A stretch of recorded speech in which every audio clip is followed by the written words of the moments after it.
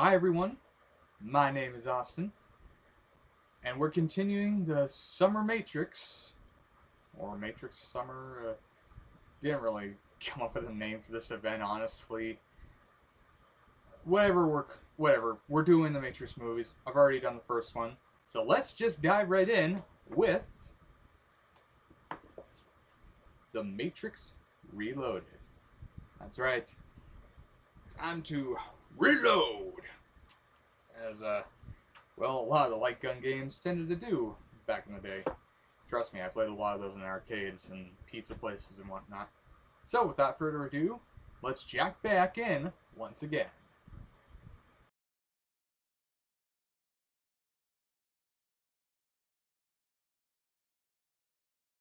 Set 6 months after the first film, the plot follows Neo, Trinity, who is now romantically involved with the former, and Morpheus as they pursue the source of the Matrix.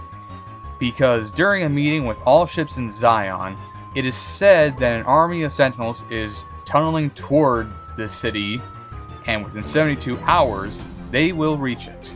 And you know what that means. Free ice cream! No, you silly livers! No! Man overboard? You, I'm ignoring. It means humanity's muerto. What is that? Come on. With this in mind, the former Agent Smith is now a rogue's program following his defeat by Neo, and now has more powers, such as being able to clone himself through other inhabitants of the Matrix, meaning the stakes are higher because he can make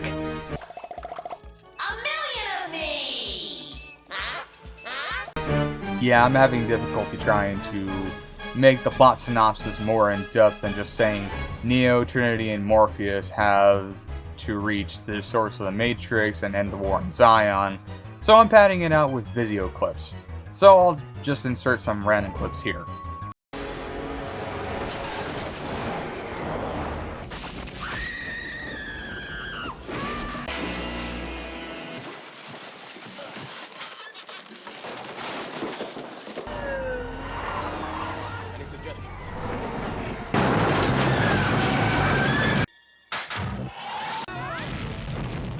You always told me to stay off the freeway. Yes, that's true. You said it was suicide. Then let us hope that I was wrong.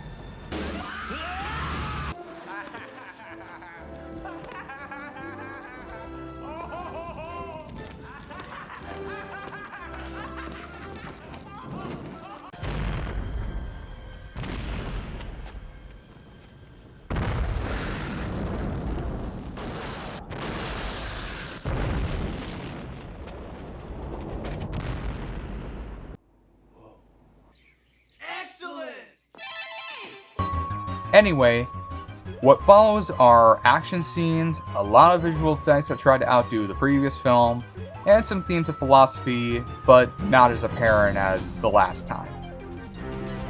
Yeah, that's the plot. Very simple and straightforward, and honestly, if it weren't for the fact that it's no longer about discovering the Matrix, and now more about trying to fight it, I wouldn't have to have used all of those clips and actually have had something to say rather than just stall like what I'm about to do now. You're a lousy fucking softball player, Jack! I hate snakes, Shock! I hate them! Girls, those numbers? Whoa, I just saw your bra! I have to touch you! Hey!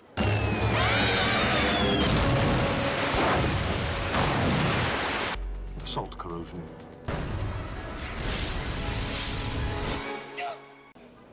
There's never a cab when you want one.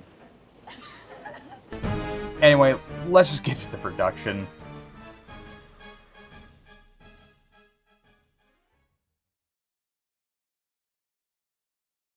The Matrix Reloaded began its filming on March 1st, 2001, and concluded on August 21st, 2002, where much like its predecessor, it was filmed at Fox Studios Australia, which nowadays goes by Disney Studios Australia, which was done concurrent with Revolutions and the live-action footage for Enter the Matrix, which was the video game that essentially plays concurrent with that of Reloaded.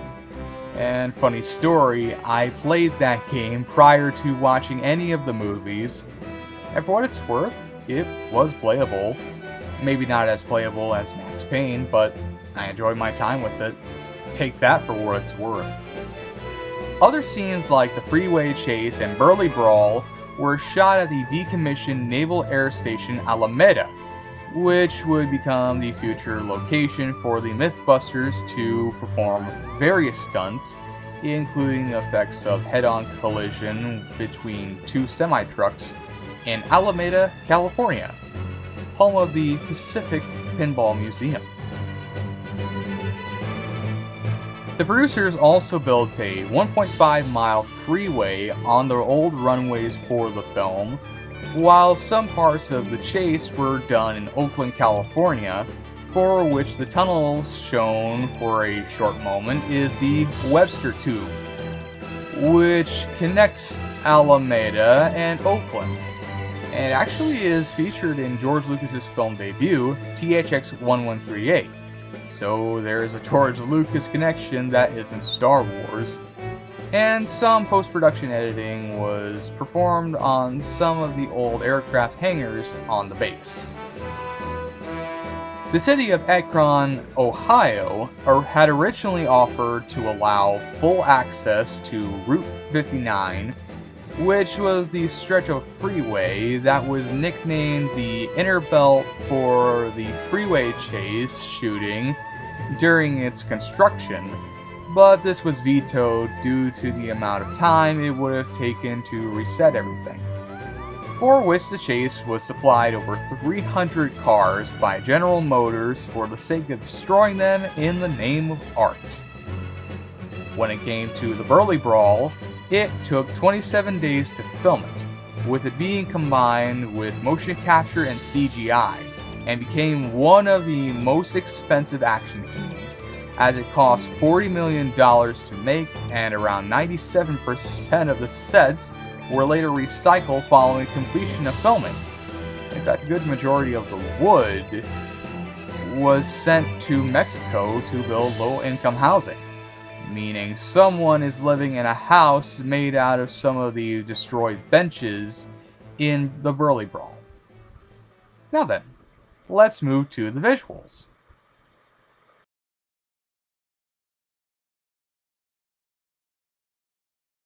For the visual effects, the Wachowskis began thinking up various action scenes that seemed impossible to pull off following the first film's success, namely the Burly Brawl, which involved many Smiths that Neo had to do battle with, and so Warner Brothers decided to launch ESC Entertainment to create some technologies for The Matrix Reloaded.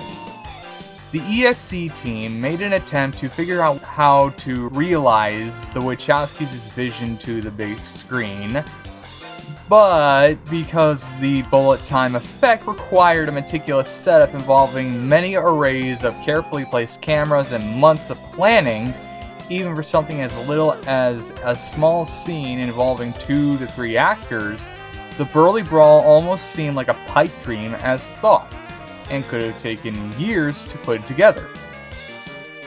So, as we mentioned in the previous review, John Gaeta and his crew opted to a simulation of a camera, a virtual camera, because of how the Matrix's bullet time technology had already been rendered obsolete, and having used real photographs for building textures in the first film, the team digitized all data such as scenes, characters' motions, and even the reflectivity of Neo's cassock, which is the coat he wears in The Matrix Reloaded, although cassocks have traditionally been worn by the clergy and male religious of the Oriental Orthodox churches, Eastern Orthodox Church, and the Catholic Church, as well as some clergy in specific Protestant denominations like Anglicans and Lutherans.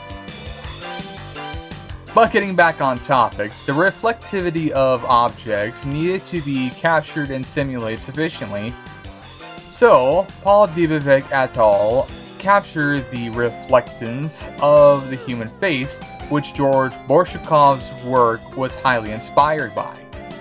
They eventually came up with universal capture, a process which samples and stores facial details and expression at pristine resolutions, soon capturing the expressions of Keanu Reeves and Hugo Weaving using dense capture and multi-capture setup akin to the bullet time setup, which included a photogrammetric capture technique called optic flow.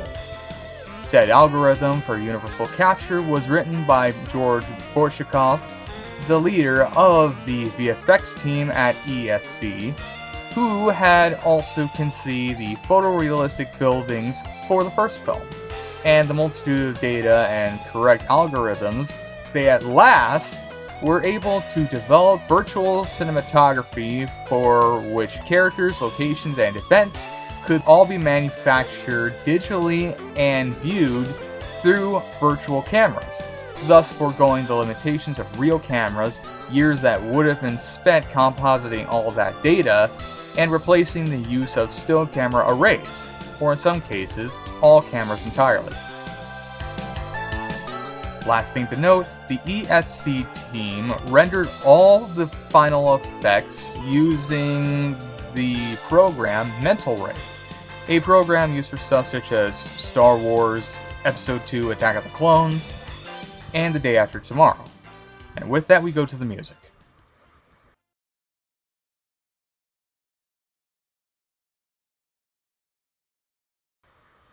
For the music, Don Davis once again returned to compose the film's score, collaborating with Juno Reactor for a lot of the pivotal action scenes, including the Burly Brawl, with some of the collaborative cues by Davis and Juno Reactor being extensions of material by the latter. An example is a rendition of Comet that has Davis's strings being implemented during a flying sequence, and the Burly Brawl track is what amounts to an unused piece called Multiple Replication by Davis and a bit that is similar to Juno Reactor's Masters of the Universe. One of the collaborative efforts, Mona Lisa Overdrive, is titled in reference to William Gibson's novel of the same name, of whom Gibson was one of the Wachowskis' biggest influences. Certain leitmotifs established in The Matrix once again return, with plenty of examples being the official Matrix theme, Neo and Trinity's love theme, the Sentinels theme, which is not performed by Judas Priest sadly, Neo's flying theme, which is not Aces High by Iron Maiden or Flying High Again by Ozzy Osbourne, and a very recurring use of Agent Smith's 4-note theme, and that's not even counting any others that would be used in Revolutions. As with its predecessor, there are also additional tracks from outside musicians being featured in the film, the closing credits, and the soundtrack album, some of them being written specifically for the film. Some returning musicians included Rage Against the Machine, Rob Zombie, and Marilyn Manson, along with Rob Duggan through his licensing of the instrumental version of Furious Angels, and even being brought on to provide an original track, ultimately providing the music for the battle in the Merovingians' chateau.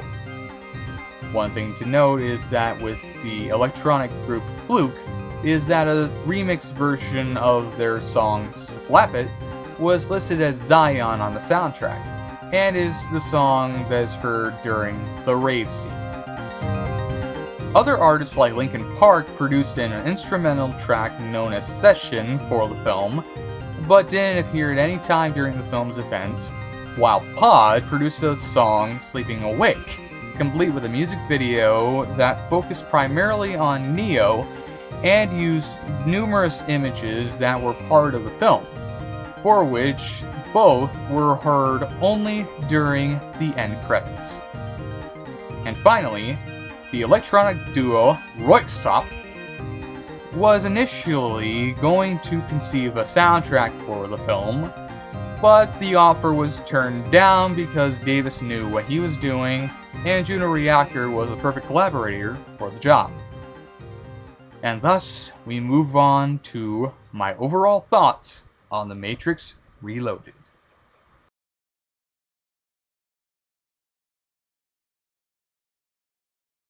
Once again, ladies and gentlemen, boys and girls, and all other genders, and all the ships at sea, it is time once again for me to tell you the story of what happened after I watched The Matrix for the first time. You see, some time back, I finally watched The Matrix, and I saw it through a special widescreen VHS that I found one day at a thrift store, which was an amazing find I could not pass up. Especially since most people probably had the standard full screen pan and scan tape from back in the day, and probably didn't even know there were widescreen VHS tapes for movies, let alone one for The Matrix. It was awesome. It was amazing. It was like having a cheeseburger at 3 in the morning. Oh boy, 3 a.m. And with this, I felt satisfied and fulfilled, and really wasn't in much of a hurry to see any of the Matrix sequels, as just seeing the first film was enough. So I felt content with myself and my life, really at that point. But then something began to grow within me, and that feeling was a drive. A drive to want to see something to completion, to get to the end, and just see how the journey plays out, even if the outcome is less than amazing. As a result, I knew I had to view The Matrix follow-ups, because one way or another, I had to see it.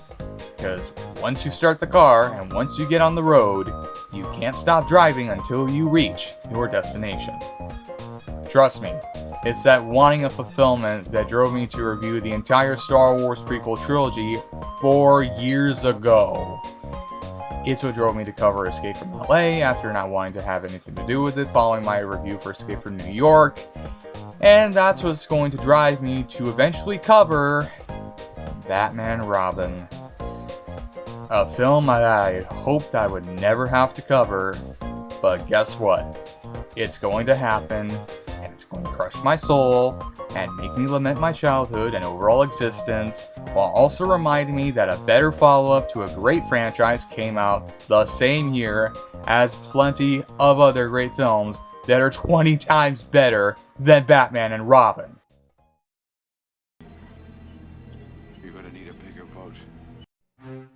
So with this wanting of completion burning inside of me, me and Ace went out to a little place called Mad Monk one day, located in what used to be an old Babies R Us, and we found the Ultimate Matrix Collection box set, which had the deluxe 2-disc edition of the first 3 films, the Animatrix, and 3 additional bonus discs with a booklet to tell you everything that was included in what I could best describe as the greatest investment ever made.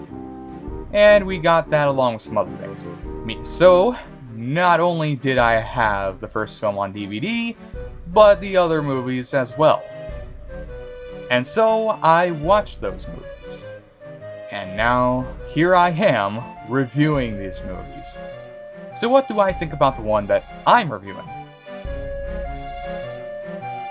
Well, I'll go ahead and say it. The Matrix Reloaded is a solid follow-up to the first film, but not a perfect follow-up, just a solid one. It's got some good things going for it, even if it's got some things that feel like a step down when compared to the previous film. And is pretty watchable, all things considered. But before we can talk about what I like about the film, we have to discuss the things that don't work in the film, ranging from minor nuisances to big smelly turds. I'll let you decide which ones I feel are which. First off, the plot and writing are a step down from the first, as a lot of things just go in one ear and out the other. Certain plot points get established in the film, but either get dropped or go unexplained, or are rushed through without any proper thought, leaving plot holes and whatnot. And it feels like the Wachowskis were basically pulling stuff out of their asses and seeing what stuck. These don't bother me that much, but it's something to note, especially since the action and special effects take center stage, while all plot and characters take a backseat to everything. It's a film that focuses on action, and while there still is some intelligence in the script, It's obvious the Wachowskis were focusing more on trying to be in innovation and special effects and outdo the first film in that department, but everything else was an afterthought. As for the special effects, well, there's something of a mixed bag, namely the Broly Brawl. Now, the fight itself is pretty cool, being well choreographed, shot, and acted, but some of the CGI, some of it looks okay, it looks good, but some of it can be a little iffy, like the TV series reboot or that Donkey Kong Country TV series, meaning it's not exactly the level of quality that, say, Avatar would offer in 2009. And that's because they were trying too hard to try to be an innovation, not realizing that while they were producing an innovation in what they could do with modern technology, they forgot to make it consistently look great rather than just some parts look good, other parts look like an early PlayStation 2 game, like Aqua Aqua or Winback. Games that certainly don't look or play the worst, but they're not up to snuff with the best. And I think that's the film's biggest problem. It tries to be better without thinking about how it can be made better if you can even make it better. Trying to innovate without thinking about the greater picture and missing the point about how well it could be done and just doing it because it can be done. It's an example of just because you can doesn't mean you should. And The Matrix Reloaded does. But should it though? Should it really? At the very least, you could have given it more time. It did take 4 years to produce this following the first film, you know. But all that aside, there is a lot of great stuff that outweighs those issues. For example, the action, while yes, is certainly more the focus compared to everything else, is actually pretty awesome. Because while the Broly Brawl has some mediocre CGI, it's still well choreographed and looks pretty rad, and is honestly one of the things I remember the most about the movie. Trust me, it was even parodied in Jimmy Neutron. That's how big of a deal it was. Not to mention, you have the chateau fight with the Merovingian goons, and one of the single greatest car chases put to screen, filled with plenty of car destruction, shootouts, and Morpheus wielding a katana. Truly an awesome sight to behold. All of this is thankfully held together by superb cinematography, once again being performed by Bill Pope, and all of it is as dynamic as ever. It's slick, smooth, and stylish. Something a movie like this needs, otherwise something's missing. Plus, you gotta admire how wild the film can get, like with the rave scene. Truly a scene that is as amazing as it is completely nonsensical. Like a toga party crossed with the celebration of Ace leaving from Ace Ventura When Nature Calls. I also appreciate that the film does maintain some elements of philosophy, namely the idea of fate versus free will. The architect tells Neo he is meant to keep the Matrix from crashing, which will kill everyone due to, over time, humanity chooses to reject the simulation, leading to Neo being given a decision: reboot the Matrix from the source and pick some survivors to repopulate Zion following its destruction, or save Trinity and leave the Matrix doomed to crash and kill all those in it. The architect believes that these are the only outcomes, but Neo boldly chooses to save Trinity, and in some ways seeks to prove him wrong, believing that he can have his cake and eat it too.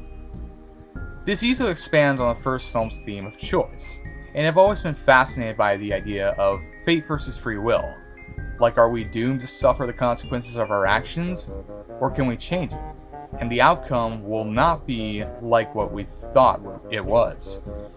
This is something I've always been enamored with. Trust me, come the Matrix Revolutions, those will be gone. So it's really important to praise these here while they're still in the film itself, because soon enough they're not going to be here. But I'm getting way too ahead of myself. So let's get to the performances. Because they're still pretty good. At least in my eyes anyway. Yeah, it's still that monotone whisper acting. But it's still well performed, all things considered. Including Keanu Reeves as Neo, once again adding his charisma and likability to the character, and even showing a lot of diverse emotions during the architect scene where he shows his many different reactions to the same situation, and how it could all go compared to how he reacts in real time. He's still cool, he's still badass, and he still rocks a long coat like a boss, meaning Reeves still has it going on even after the first film. Carrie-Anne Moss is still great as Trinity, too.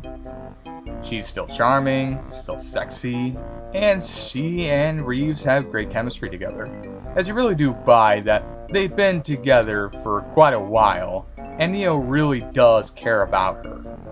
So, it really does work. She also still kicks ass, even in the face of death.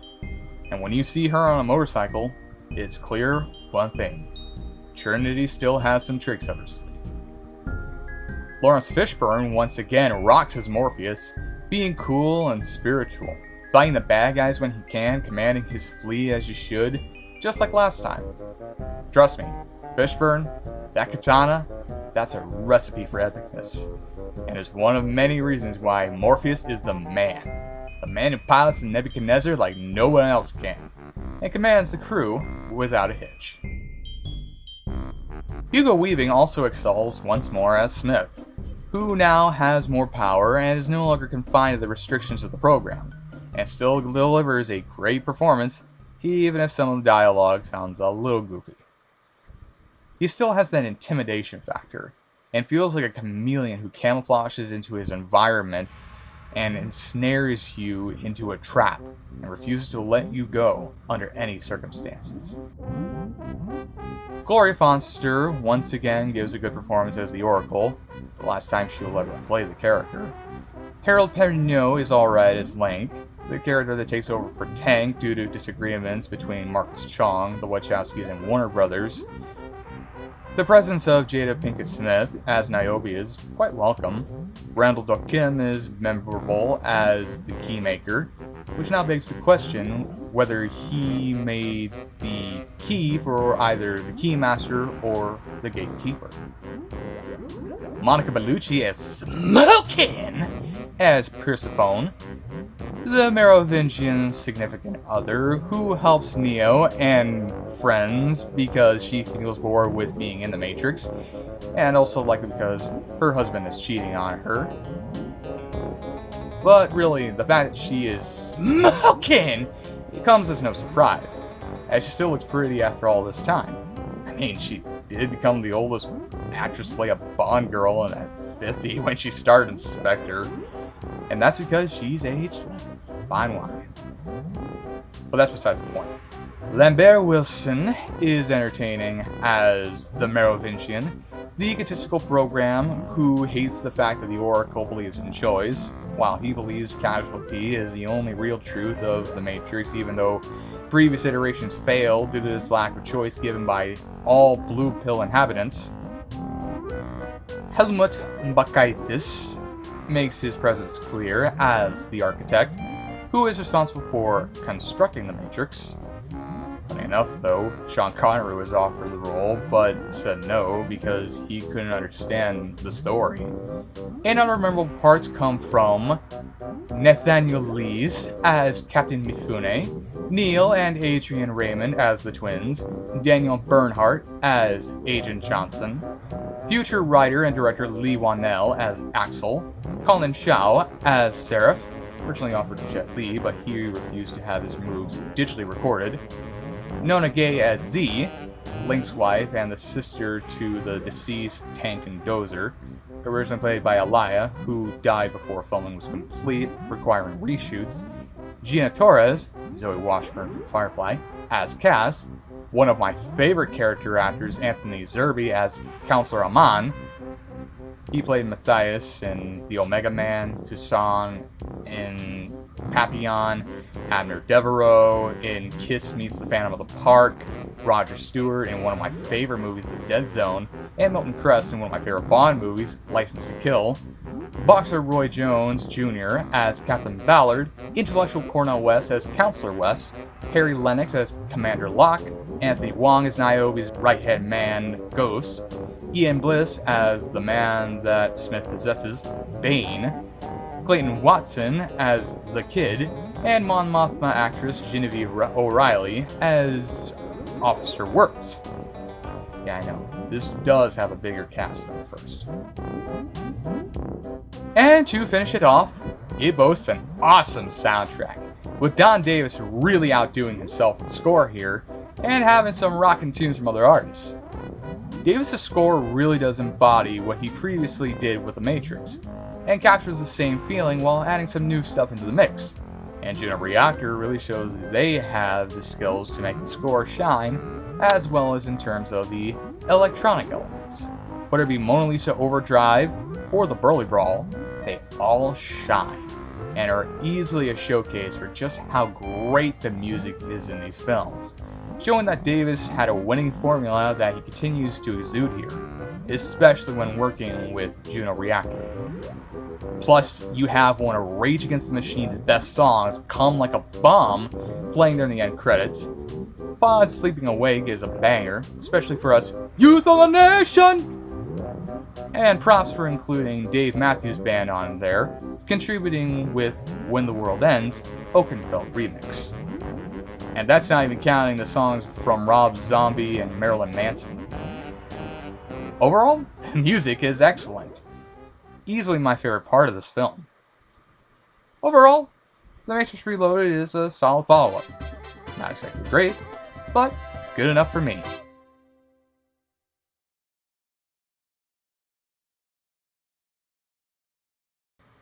The Matrix Reloaded had its premiere at Manor Village Theater on May 7, 2003, followed by a wider release on May 15th, grossing $739.4 million worldwide and becoming the third highest grossing film of 2003, just behind Finding Nemo and Lord of the Rings: The Return of the King, making more than its $125 to $150 million budget back.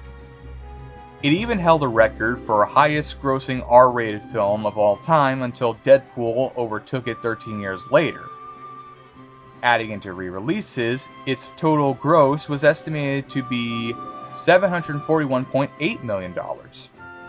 Review-wise, it did get positive reviews, but not glowingly positive reviews, as some praised the quality and intensity of the action scenes and for its intelligence, but criticisms were leveled at its plot and focus on action. The latter is claimed to be the detriment to any human elements in the film. Roger Ebert was one who liked the film, while someone like Joe Morgenstern of the Wall Street Journal said, "In this second installment of the trilogy, lithe bodies endowed with superior brains do all sorts of spectacular things, but the movie has the dead soul of a video game." Funny thing though, the film was banned in Egypt at one point because of its violence and because it raised questions about human creation, which is, and I quote, related to the divine three religions. Yeah, I don't get it either. But one thing is for sure, a sequel was inevitable. And nobody had to wait too long because later that year, we got The Matrix Revolutions, a film that would divide audiences and also brought an end to the original trilogy of Matrix films. And for those who came out of it okay, others wish they had taken the blue pill because they wish to live in a reality where the Matrix sequels were the greatest films in their minds, rather than what they feel they got. Either way, it did well, like it or not. And really, by that point, Matrix fever was at a high pitch in 2003. The money made from Reloaded is just evidence of this. The Matrix Reloaded is a pretty solid film, all things considered, and a solid follow-up to the first film. But it's definitely not a perfect film because of some little things here and there. And really, it's just a film that is kind of disappointing when you look at it. Still though, I do give some form of recommendation, especially if you are curious. It's certainly very watchable and I do enjoy it. And whether you decide to pick it up on DVD as part of this awesome box set here, or you decide to pick it up on Blu-ray, it is certainly a film that is worth watching in some regards, and though it may certainly be flawed, it's still perfectly cool. It's got some good action scenes, the acting is pretty good, it's well shot, it's well edited, it's got great... I already said it's well shot. It's got great music, but at the same time, the plot is definitely not as good as the first film. There's some mediocre CGI in between some alright CGI, some good, great CGI. And overall, it's sort of those issues that can certainly drive a lot of people away. Personally, it didn't drive me away, but I can see how it drives a lot of other people away. But this is only just the middle of the film. This is the mid part of the trilogy. We still have at least one more movie left. And let me tell you something, if you thought that the whole focus on action and special effects over plot was a little off here in this one, trust me, come the next one, it's gonna get a lot harder to stomach.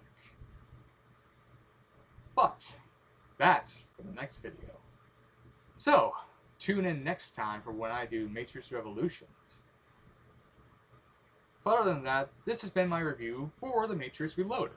I hope you enjoyed it, found it entertaining and educational, and made you want to seek out this movie. Or maybe it just didn't want to see this movie, which, to each their own, I guess. So, with all this in mind, tune in next time for when we conclude The Matrix Summer, or Summer Matrix, with The Matrix Revolutions.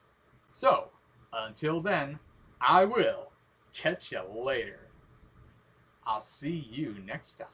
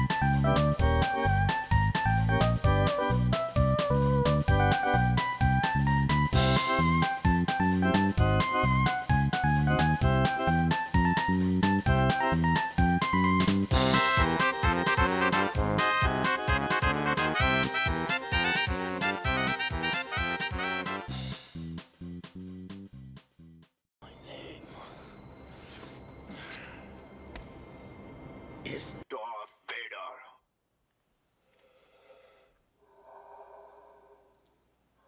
I am an extraterrestrial from the planet Vulcan.